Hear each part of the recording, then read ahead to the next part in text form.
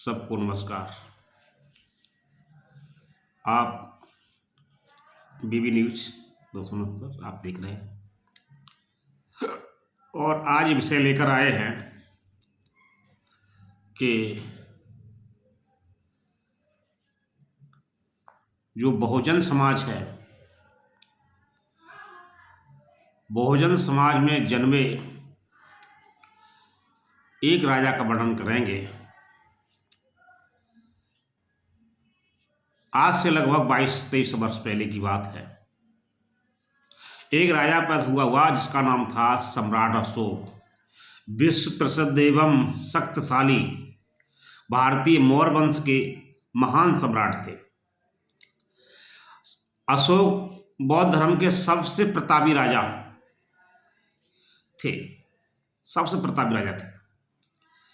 सम्राट अशोक का पूरा नाम अशोक था।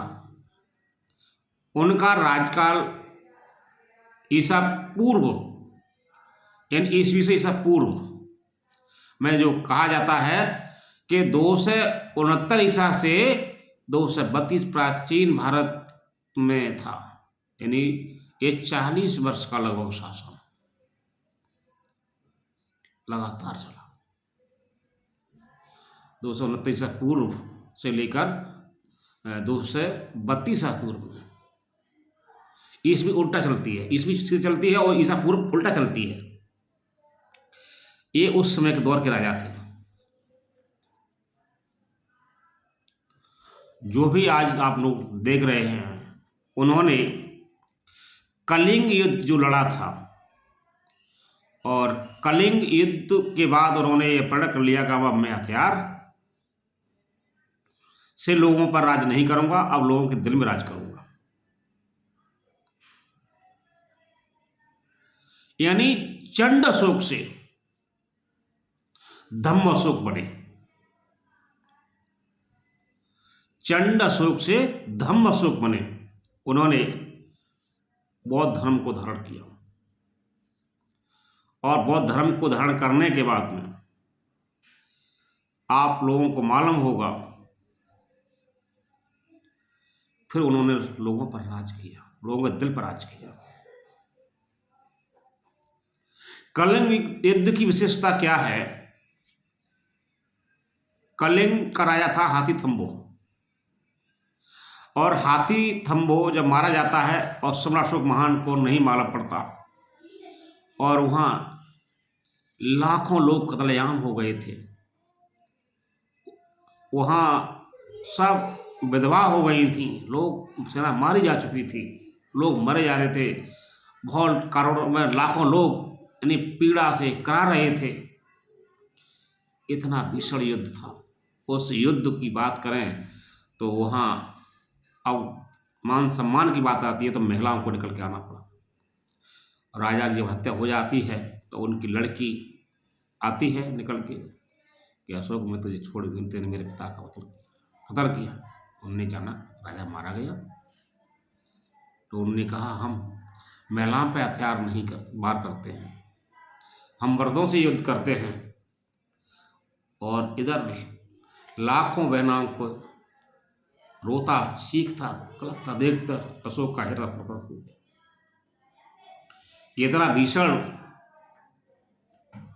इतना भीषण कत्लेआम हुआ। वहां से जाके उनका हृदय बदला कि नहीं, अब चंड से नहीं काम चलेगा, अब मैं लोगों के दिल पर राज करूंगा। महामानव भगवान बुद्ध का धम्म को अपनाया और धम्म को लेकर उन्होंने इस देश में 84,84,000 स्तूप, लाख नहीं 84,000 स्तूपों का निर्माण किया और जगह जगह उन्होंने स्तूप बनवाए। आज आपके पास में ईटा में पड़ता है अचलपुर बैरंजा, जहाँ महामानव भगवान बुद्ध आए थे। उन्होंने यहाँ 12वां अपना जो 12वास किया था। तो यहाँ उस दौर का था, इस कठिन दौर का 12वास किया था। अकाल पड़ गया था, लोग भूख मर रहे थे, उस समय की बात है। महामानव भगवान गौतम बुद्ध यहाँ अचलपुर जो अतरंजी खेड़ा है, यहाँ पर उन्होंने आके 12वास किया था। ये पावन धरती है। इतना बड़ा इतिहास जिसकी कोई कल्पना नहीं कर सकते। ये धन्य है भारत भूमि। इस भारत भूमि की पहचान ही अशोक है। भारत भूमि की पहचान ही महामानव भगवान गौतम बुद्ध है। आज भी 59 देश बौद्धिस्ट हैं जहां पर बुद्ध के अलावा किसी को कोई मानता नहीं है। जहां बुद्ध पैदा हुए उस देश में युद्ध छिड़ा हुआ है। यहाँ के शासक प्रधानमंत्री हों चाहे मुख्यमंत्री हों चलकर जाते हैं, कहते हैं हम बुद्ध देश से आए हैं, और बुद्ध देश की बात करके इस देश में युद्ध करते हैं। वहाँ बुद्ध की बात करते हैं, वहाँ ये बात करते हैं कि इसकी समस्या जो है युद्ध से नहीं बुद्धि से जीत जाएगी। बुद्ध से बात करते हैं, इस देश में युद्ध छिड़ रहे हैं धर्म के नाम पर। नालत है ऐसे शासकों को। ऐसे महान राजा की शख्सियत पर इस भारतीय संविधान का निर्माण हुआ। उनके आदर्शों को मानकर भारतीय संविधान का निर्माण हुआ। और भारतीय संविधान का जब निर्माण हुआ तो आप जानते हैं क्या हुआ।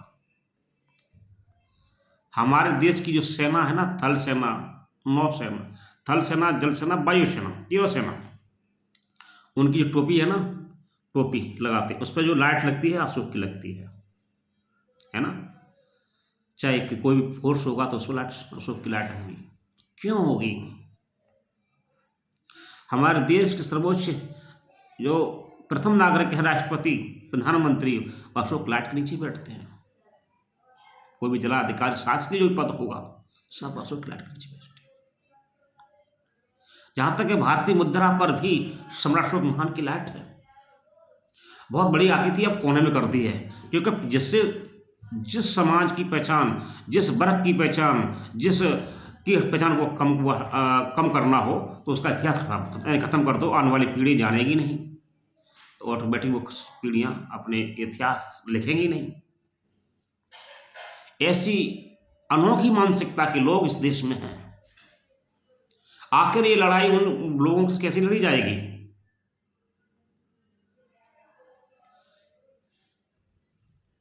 अधिकार सम्मान की बात नहीं। ये तो चाहते हैं कि पहले की तरह ही ये लोग पढ़े लिखे नहीं, गुलाम बने रहें। मैं ये जरूर जानता हूं। यहां से मैं शुरुआत करूंगा तो ये वीडियो बहुत लंबा हो जाएगा। वैसे तो मैं 3 बिंदुओं पर बात करता हूं। एक तो बिंदु है पहले आप लोग क्या थे,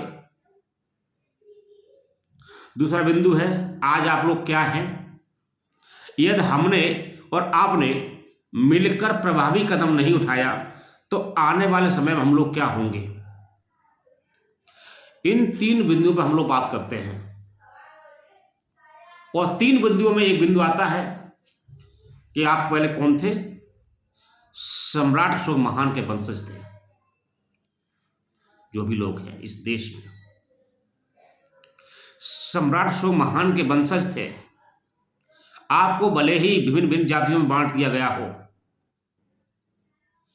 भिन्न भिन्न जातियों में बांटने का मतलब समझते होंगे आप लोग, आपका खंडन कर दिया हो, विघटित कर दिया हो, आप कभी संगठित नहीं हो सकते, क्योंकि इस भारत देश में, इस लोकतंत्र में संगठित व्यक्ति ही राज्य करेगा। इसीलिए आपको विघटित कर दिया, जातियों में बांट दिया। जब आप जातियों में बंट जाएंगे तो आप शासक नहीं बनेंगे। इसी सोच को लेकर हम लोग चल रहे हैं। अब आपको पुनः शासक बनना है तो शासक बनेंगे कैसे? पुनः शासक बनना है तो सम्राट अशोक महान के पद चिन्ह पर आपको चलना होगा। जब सम्राट अशोक महान के चिन्हों पर चलेंगे तो एक देश में नया आयाम खड़ा होगा। भारत देश का संविधान भी सम्राट अशोक महान के आदर्शों पर बनाया गया है। आज सम्राट अशोक महान के आदर्श पर यह देश चल रहा है, जिनके आज आप जानते हैं मौलिक अधिकार दिए गए हैं। ये मौलिक अधिकार क्या है?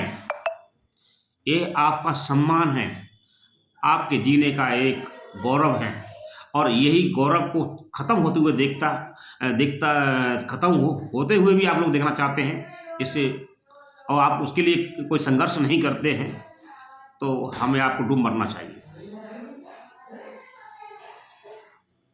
तो आप जानते हैं कि आज जो सम्राट अशोक महान की लाट को नोट से भी आपको जानते हैं गायब की जा रही है, कम छोटी कर दी, बड़ी आती थी नोट में, अब छोटी कर दी कुन्ने में, आपकी पहचान को खत्म करना।